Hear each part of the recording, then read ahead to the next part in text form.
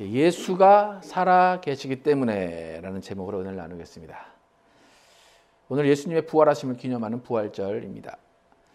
예수님의 부활은 이미 구약에서 예언이 되어진 일입니다. 예수님은 아버지의 명령, 아버지의 뜻에 순종하심으로 희생의 삶을 이 땅에서 사셨습니다. 그리고 죽기까지 복종하셔서 십자가에서 죽음을 당하셨습니다. 그 십자가의 죽음은 예수님의 순종이자 아버지가 아들의 죽음을 보고도 그냥 눈 감아버리는, 이해할 수 없는 우리를 향한 사랑이었습니다. 만약 그 십자가 위에서 예수님의 죽음이 마지막이었다면 예수님은 그냥 인류 역사상 가장 비참하게 죽은 한 명으로 기억이 될 것입니다.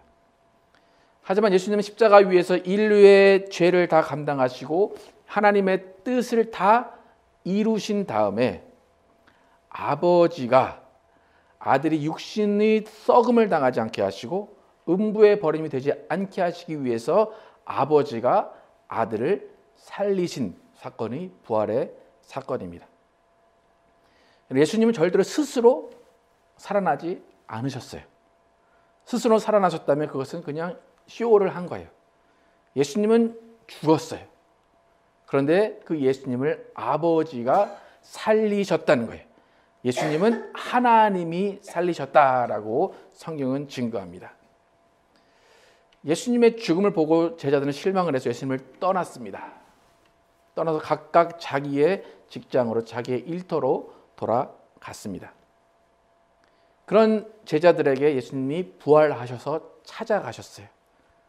찾아가셔서 몸을 직접 보이시고 그들과 식사를 하시면서 예수님의 부활하신 몸을 보여주시고 그들에게 성령을 기다리라 하시면서 승천하시고 예수님의 말씀에 순종한 제자들은 성령을 충만히 받고 방언을 말하면서 예수님을 증거하는 증인의 삶을 시작하게 됩니다. 그래서 오늘 이제 사도행전 2장을 쭉 읽었는데 사도행전 2장에 있는 이 설교는 베드로의 설교예요. 근데 베드로의 설교를 쫙 보면 전도하는 설교예요. 근데 그 전도 설교는 부활을 설명하는 부활 설교라고 할 수 있어요. 베드로는 이 설교에서 다윗의 기록을 이야기합니다. 다윗의 기록을 어떻게 얘기하냐면 이것은 예언이었다. 예수의 부활을 다윗이 예언했다. 그래요. 그래서 예수님은 그 예언대로 부활하신 것이다. 그렇게 베드로는 증거합니다. 좀 아까 읽었지만 다시 한번 사도행전 2장 25에서 31절 읽겠습니다. 시작. 다윗이 그를 가리켜 이르되 내가 항상 내 앞에 계신 줄을 배웠으며 나로 요동하지 않게 하기 위하여 그가 내 우편에 계시도다. 그러므로 내 마음이 기뻐하였고 내 혀도 즐거워하였으며 육체도 희망에 거하리니 이는 내 영혼을 음부에 버리지 아니하시며 주의 거룩한 자로 썩음을 당하지 않게 하실 것임이로다. 주께서 생명의 길을 내게 보이셨으니 주 앞에서 내게 기쁨이 충만하게 하시리로다 하였으므로 형제들아 내가 조상 다윗에 대하여 담대히 말할 수 있노니 다윗이 죽어 장사되어 그 묘가 오늘까지 우리 중에 있도다. 그는 선지자라 하나님이 이미 맹세하사 그 자손 중에서 한 사람을 그 위에 앉게 하리라 하심을 알고 미리 본고로 그리스도의 부활을 말하되 그가 음부에 버림이 되지 않고 그의 육신이 썩음을 당하지 아니하시리라 하더니 다윗이 자신에 대한 말을 한 것처럼 시를 썼어요. 그런데 다윗이 자신의 말을 한 것이 아니라 31절에 보면 미리 본고로, 그러니까 미리 내다보고 예언을 해서 그리스도의 부활을 말했다 그래요. 그러니까 당연히 다윗은 무덤이 있고 썩어진 육체였기 때문에 자신의 말이 아닌 거예요. 그러니까 미리 본고로 예수 그리스도가 부활하실 것이다 라고 다윗이 성경에 이렇게 예언했다. 근데 그 예언이 예수라는 그 존재에게 이루어진 거다라고 설교를 하는 거예요. 그러니까 다윗이 베드로가 얘기하고 싶은 것은 뭐냐면 예수의 죽음과 부활은 절대로 우연한 사건이 아니다라는 거예요. 누가 꾸며낸 사건이 아니다. 이 당시에도 그렇고 지금도 마찬가지지만 예수님의 부활을 예수님의 제자들이 시체를 훔쳐가서 예수님의 시체가 없어진 것이다. 그렇게 생각하는 사람들이 많아요. 아마 이 예루살렘에 모여있던 이스라엘 사람들도 그렇게 생각했을 거예요. 그러니까 베드로는 그게 아니다. 다윗이 미리 본 거로 그리스도의 부활을 예언한 것이다. 그 사건이 지금 일어난 것이다 라고 설명을 하는 거예요. 그러니까 지금 베드로가 이 설교를 하는 시점은 예수님이 이제 부활하신 지 50일, 승천하신 지 한 10일 정도 되는 시점에서 이 이야기를 하고 있어요. 아마도 베드로는 예수님이 부활하신 것을 보고 바로 나가서 증거하고 싶었을 거예요. 성격이 급했기 때문에 야, 예수가 부활하셨어. 나 예수를 만났어.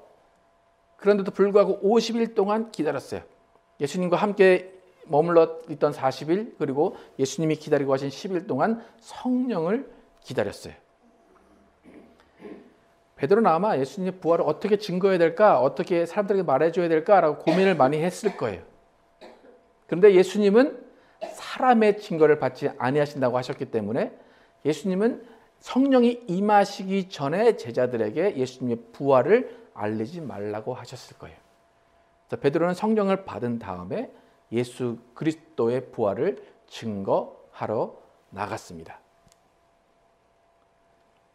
예수 그리스도의 부활을 증거하러 간 베드로와 제자들.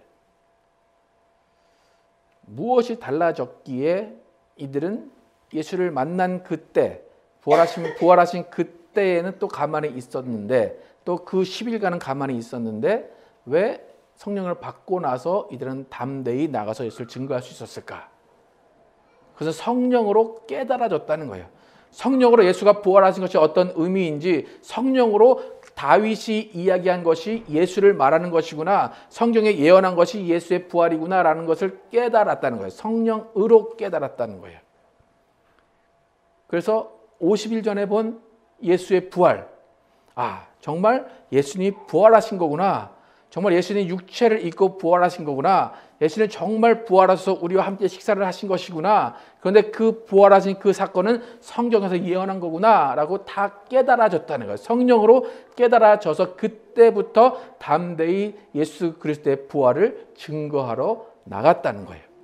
32절에 보면 이 예수를 하나님이 살리신지라 우리가 다 이 일의 증인이로다. 이때부터는 증인이라는 말이 나요. 증인은 뭐예요? 보고 듣고 경험한 사람이에요. 체험한 사람이에요.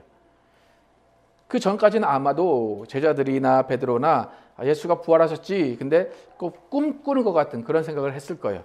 내가 뭘 잘못 본 게 아닐까? 예수님 비슷한 어떤 존재가, 아니면 천사 같은 어떤 귀신 같은 존재가 보인 게 아닐까라고 생각했을지도 몰라요. 그런데 성령을 받고 나니까 그때 성경이 깨달아지고 성령으로 말미암아서 담대히 증거할 수 있는 담대함이 생겼다는 거예요. 그래서 이들은 증인이라고 이야기해요. 어떤 일의 증인이라고 써 있습니까? 이 예수를 하나님이 살리셨다는 거예요. 예수가 부활하셨다는 그냥 단순한 그 이야기가 아니라 이 예수를 하나님이 살리셨다는 거예요. 하나님이 성령으로 예수를 살리신 사건이 부활이다. 성령으로 하나님이 예수를 살리셨다. 이 베드로의 설교가 쭉 여러 가지 쭉 길게 나와 있는데, 이 베드로의 설교를 한마디로 요약을 하면 어떤 말인가 하면 예수는 살아계시다 이거예요. 이 사람들은 예루살렘에 모여 있는 사람들, 예수가 죽은 건 알아요. 그죠? 자기네가 예수를 죽여라 해서 예수가 죽은 걸 알아요. 근데 베드로는 성령을 충만히 받고 성령으로 증거한 설교의 요점은 예수는 살아 계시다는 거예요. 살아나셨고 지금도 살아 계시다는 거예요. 무덤은 비어 있고 너희가 죽인 그 예수는 지금 살아 계신다. 이것이 부활의 설교예요. 그러니까 여러분이 밖에 나가서 사람들에게 전해야 되는 한마디는 예수는 살아 계신다는 거예요. 예수는 그저 역사 속의 인물이 아니에요. 그냥 기억 속의 인물, 추억 속의 인물이 아니라 어제나 오늘이나 영원토록 동일하게 살아 계신 주라는 거예요. 베드로는 예수님을 봤어요. 그죠? 함께 살았어요. 부활하신 예수까지 봤어요.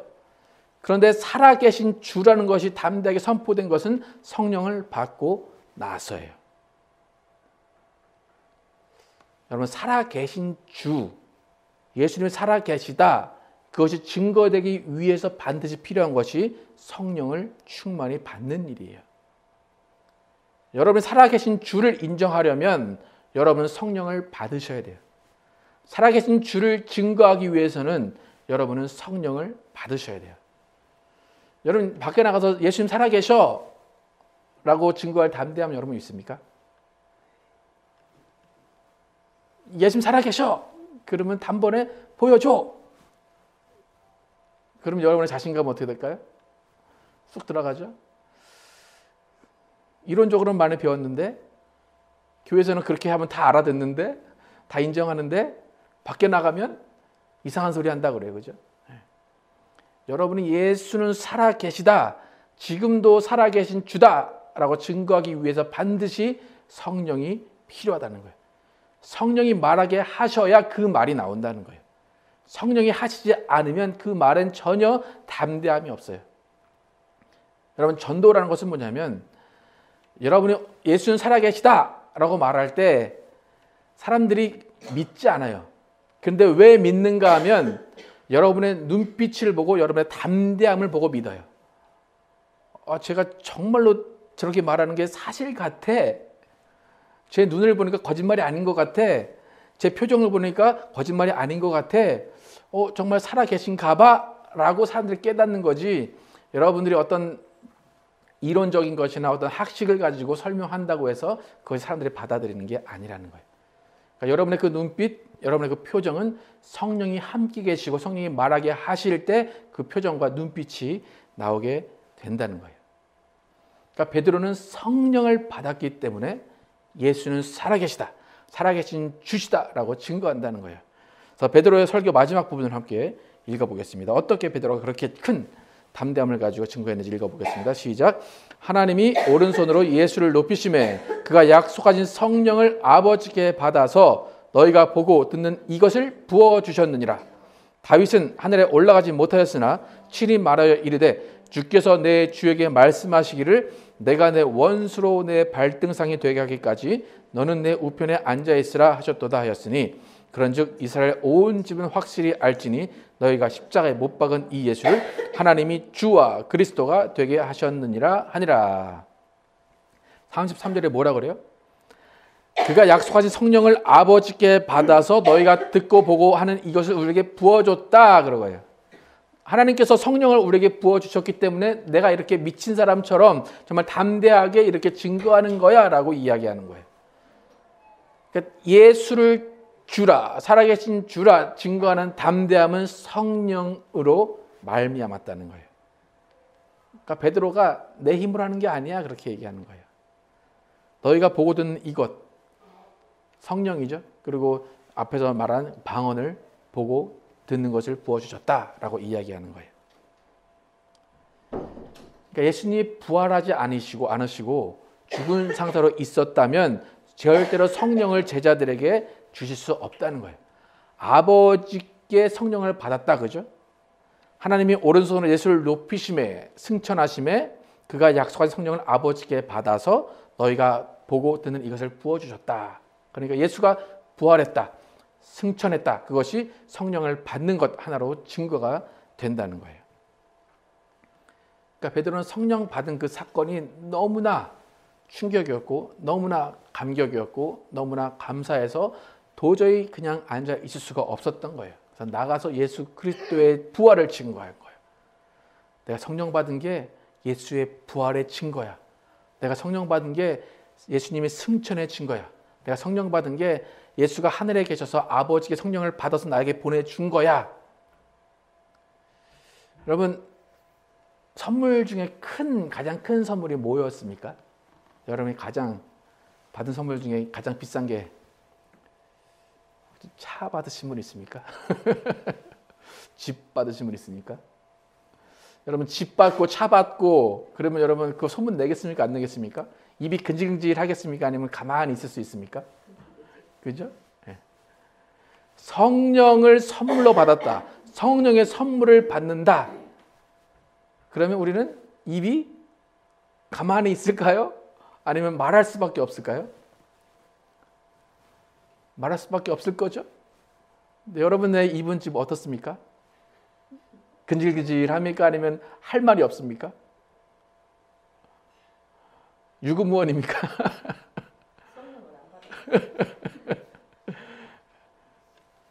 베드로가 성령을 받고 나서 가만히 있을 수가 없는 거예요. 왜냐하면 지금까지 받아본 어떤 선물 중에 가장 귀하고 값지고 정말 말로 표현할 수 없을 만큼 귀한 선물이기 때문에 베드로는 나가서 증거할 수밖에 없었다는 거예요. 내가 성령을 받은 이것, 신학적으로는 하나님의 영이다, 어떤 그런 감격도 있지만 아마 그런 건 없었을 거예요. 그런 신학적인 배경은 없었겠지만 예수님께서 부활하셔서 나에게 보내주신 거야.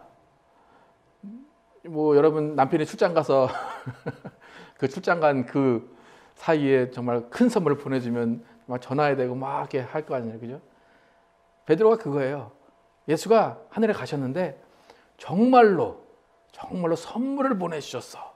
그 선물이 성령이야 라는 거예요. 예수님이 보내주신 선물, 예수님이 보내준 선물이 무엇인가? 38절부터 41절까지 함께 한번 읽어보겠습니다. 시작.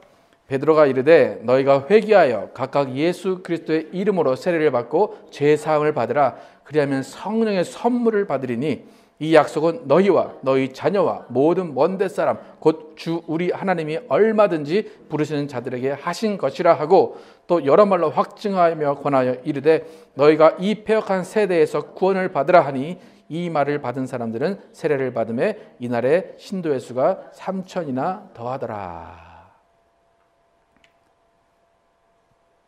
큰 선물을 내가 받았어. 그래서 이 감격에 나는 이 말을 전할 수밖에 없어. 너희도 이 선물을 받아라. 그거예요. 베드로가 이 예루살렘 사람들에게 너희가 예수를 죽인 거야 그랬어요. 너희가 예수를 죽인 거야. 이 사람들이 그 수긍할 수밖에 없어요. 왜냐하면 자기네들이 예수를 죽여라, 십자가에 못 박아라 했기 때문에. 그래서 그 십자가에 못 박힌 예수가 너희가 죽인 거야 라고 할 때 이 사람들은 마음에 찔렸어요. 그래서 이 찔림을 어떻게 해결할까라고 물어보니까 베드로가 지금 이 이야기를 한 거예요. 각각 회개하고 침례받고 죄사함 받아라. 그러면 성령의 선물을 받는다. 그렇게 이야기한 거예요. 찔림을 받은 이 사람들에게 해결책은 성령의 선물이에요. 이 성령의 선물이라는 말이 여러 가지 이제 해석이 가능한데 단수로 표현이 되어 있거든요. 선물, the gift라고 나와요. 선물인데 성령의 선물. 그래서 제가 해석하기에는 그냥 성령 그 자체가 선물인 거죠. 예.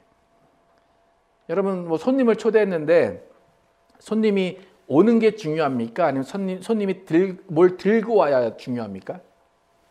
둘 다 중요합니까? 오는 게 중요하죠. 저도 지금 이제 집회를 2주 남겨놓고 있는데 사람들이 올까 지금 사람들이 와야 된다. 그 부담감이 있어요. 그러니까 오는 게 중요한 거예요. 성령의 선물이라는 건 성령이 오시는 그 자체가 선물이라고 해석이 가능하다는 거예요. 그러면 성령이 오신다. 그것은 정말 하나님의 영이 여러분에게 오셨다는 거예요. 하나님의 영을 여러분에게 부어주셨다는 거예요. 다시 쉽게 말해서 하나님의 영이 여러분에게 임했다. 여러분도 신이 된다라고 예수님은 그렇게 이야기하세요. 하나님을 이해할 수 있고 하나님과 대화할 수 있고 하나님의 마음을 알 수 있는 그런 하나님과 통할 수 있는 사람들이 된다는 거예요. 성령이 오시는 것 그 자체가 베드로는 큰 선물이었기 때문에 너희도 회개하고 침례받고 제사함 받으면 이런 선물을 받을 거야.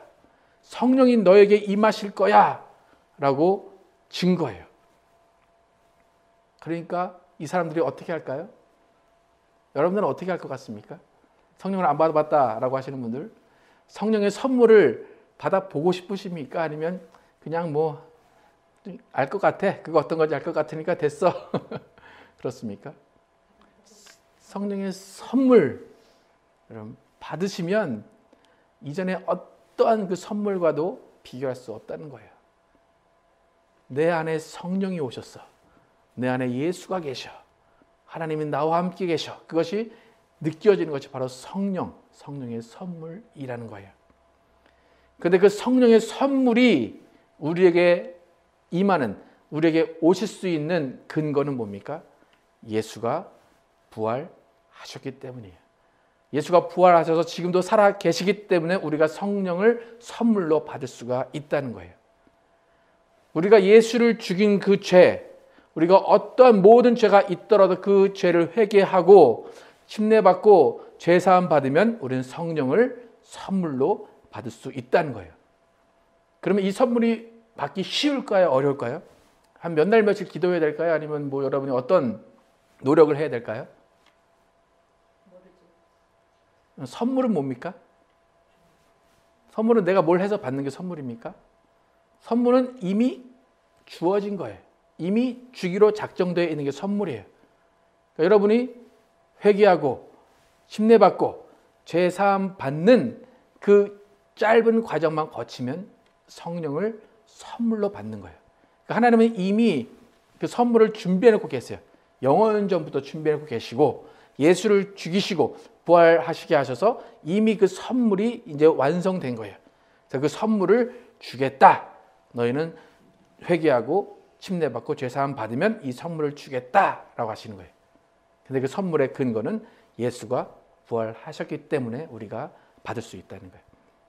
살아 계신 주, 지금도 예수가 살아 계시기 때문에 아버지의 성령을 받아서 우리에게 선물을 주시는 거예요.